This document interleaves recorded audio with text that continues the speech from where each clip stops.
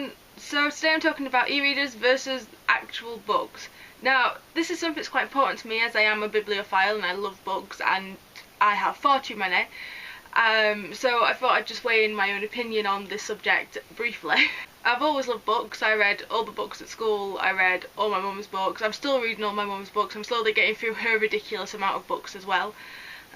So I always had a love for a physical copy of a book. Like, you've always got that book smell, like your old books where they've been in a library and you take them out and you can just smell the history that the books have got in them.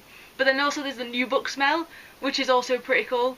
And whenever you were at school and you got new textbooks, everyone opened the pages and was like, ah, new book smell. So the smell of books and the texture of books is something that I really like, and it's something that is important when you're reading as well, because feeling the books might help you be able to remember things better, especially from what you've read. I read an article briefly.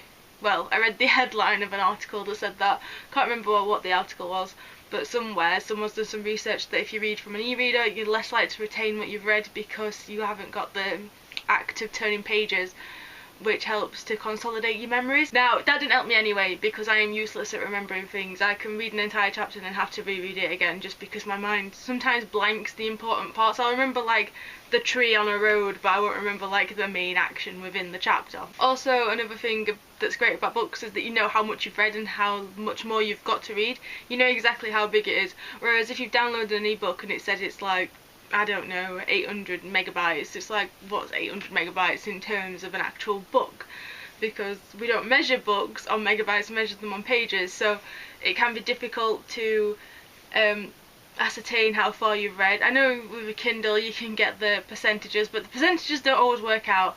Believe me, I'm pretty sure the percentages on my Kindle lie, especially as I'm trying to get through Les Mis at the moment, and I think I'm on 55%, and I've been reading it since December. It's just taking far too long, and I think it's lying to me. Either that or the book's about this big if you buy it.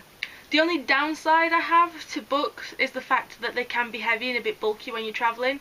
I thought about this topic to talk about whilst I was on holiday, and whilst I was on holiday I took my Kindle with me, but I also bought a book whilst I was there, and the book was so heavy and, oh god, my phone went off.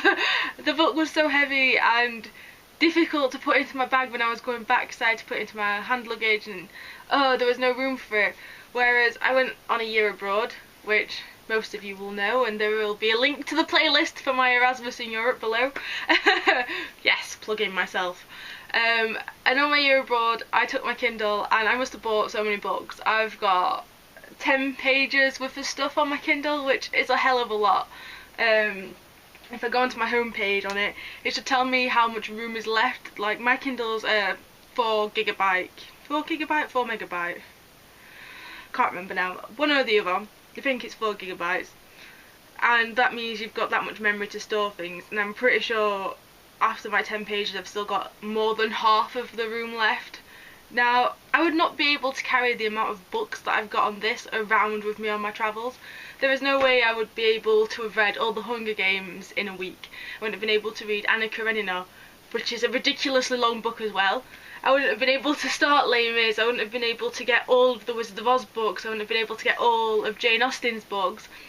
So to me, the e-reader is better, just in the sense that if you're someone who needs to travel around a lot and you don't have a lot of space to take with you, then it's a better option than trying to take a bookcase with you. My personal opinion is that people who don't like e-readers are the snobby book readers. I say that in an affectionate manner, because I don't mean it to be horrible, I just mean that they look down on the technology, where like many older generations tend to look down on newer technologists today.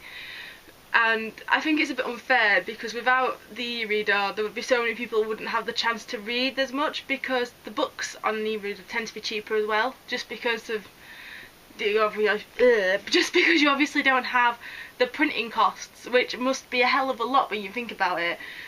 And to me, I don't really think this topic is a debate over whether or not e-readers are better than books or books are better than e-readers, but in fact it should be something where we focus on the fact that both of them encourage people to read, and reading is something that's really good. Even though it's a passive and sedimentary activity, it's something that helps expand our brains, and it helps to use our imagination to become more creative, and I think in a way it gives people empathy, as you have to become emotionally connected to the characters, and without this empathy you can't be empathetic to people in real life. So I think it's a transferable skill that it gives us. I'm whipping out all my A-level stuff here for my languages. But no, I honestly think that just reading in general is great, and I just want to say that basically my entire thing is that they're both great. E-readers and books are pretty much the same, and apart from the fact that e-readers are heavier, lighter, which is always an added bonus. To be honest, I love books. If there's a book that I really want, I'll want it in its physical form, whereas if it's something that I'm kind of interested in, I'll see if I can find a cheaper version on my Kindle, just because then it's not something that I've got to read as soon as possible, and it also means that I don't mind as much leaving it, but I want to know I've got it. So do any of you have a preference over types of books? Do you prefer to read books, or do you prefer to read from an e-reader, or do you prefer to read from a mobile screen, a tablet, a computer, anything? Just leave an answer in the comments below and we can talk about which one's better, although we already know that they're both the same. If you want to talk to me about books or anything else, then follow my Twitter, Tumblr. Also, if you want to ask me questions about books, there's my Ask. I've got an Instagram account, which all the links for all this will be down below underneath my awesomely dragon t-shirt at the moment. And I hope to speak to some of you soon. See you next time. Bye!